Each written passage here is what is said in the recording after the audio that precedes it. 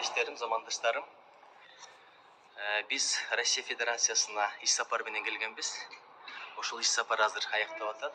Дегенде элчиликтин иши менен түздөн-түз тааныштык, анткени бир топ маселе суроолор болгондугуна байланыштуу көз менен көрөлү деп чечтик эле. Эң башкысы парламенттик дипломатия. Фракциялар арасындагы кызматташтыкты жолго коелу деген ниет менен Россиянын мамлекеттик думасына да келдик. Бул жерде абдан пайдалуу жолугуштар болду.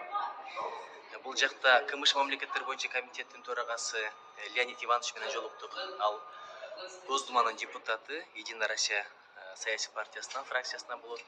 Андан тышкары коммунисттердин өкүлү, ошол эле комитеттин төрагасынын орун басары Тайсаев, Казбек Куцукович менен жолуктук. Справедливая Россия фракциясынын депутаттары менен жолуктук. Ошол эле мезгилде Новые люди деген фракция бар, жаңадан келген. Ошонун башчысы Нечаев мырза менен жолуктук. Албетте биздин мигранттарды